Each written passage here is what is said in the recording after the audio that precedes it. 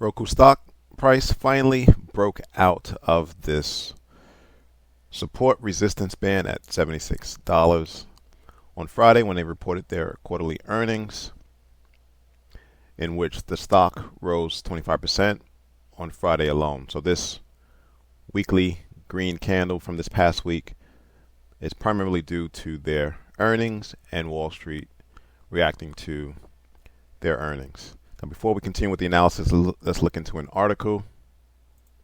This article is coming from Yahoo Finance. Roku stock soars on Q2 earnings, but ad headwinds loom, further challenged by strikes, and they're talking about the Hollywood strikes. So Roku stock soared roughly 25% on Friday after the company reported second quarter earnings that beat Wall Street expectations, although challenges remain through the back of the year, the second half of the year. While Q2 platform revenue exceeded our expectations, the macro environment continued to create uncertainty, the company said in the earnings release. Now, management warned the ongoing double strike in Hollywood will continue to negatively impact media and entertainment spending through the back half of the year, which will be a notable challenge according to analysts. Tim Nolan at McGuire reiterates his outperformance and rates the stock and has a target of $93. Called out several efforts by Roku to diversify its ad base. This includes opening up the Roku City homepage to advertising, using more third-party technology to increase ad demand, and capitalizing on the recent announced Spotify partnership, which should spur demand from smaller advertisers. Now let's get into the details of the Q earnings by looking at this quick video from Yahoo. Roku are surging this morning after the company saw revenue up 11% in the second quarter. Roku also shared an upbeat revenue outlook for the third quarter. Roku are surging this morning after the company saw revenue up 11% in the second quarter. Roku also shared an upbeat revenue outlook for the third quarter, and the shares up some 16% today. The analyst commentary I saw about Roku was quite interesting because a lot of them, a lot of the analysts were pretty broadly pleased with the quarter.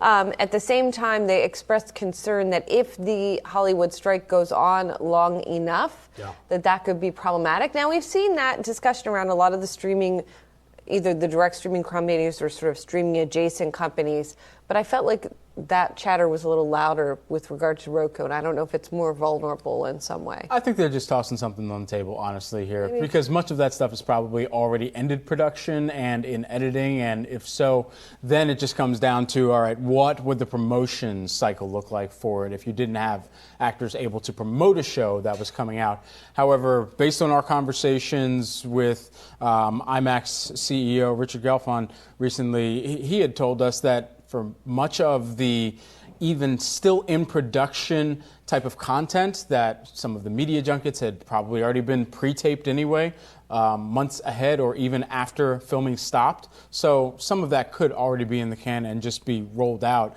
It's just a matter of when some of those issues get resolved on both the writers and the actor side, and how that affects some of the future titles that could come onto the table. It was interesting, the million active accounts that they mentioned, ending the quarter at about 73.5 million there. That's a sequential net add of about $1.9 million, slightly above their net adds in Q2 of 2022. And then smart TV unit sales also up in Q2, despite some slight increases in TV panel and freight costs that they incurred. Interesting. Yeah, Roku's been a volatile one, so we'll keep. So how much room does Roku have left in the tank?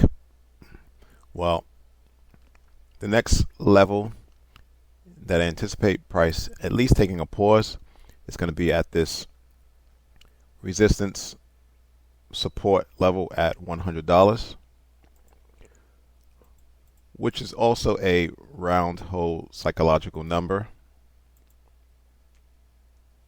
I anticipate that there will be enough liquidity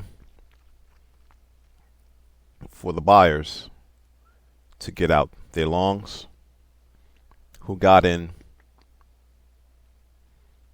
between the $68 and $76 area. All right, so let's scroll down to the daily.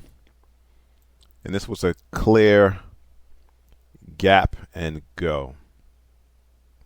to the tune of roughly $14. All right, this is that level on the daily chart.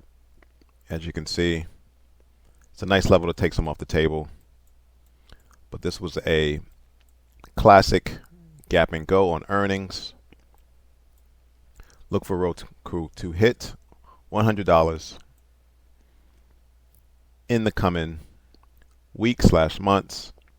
I do anticipate some profit taken, so you might see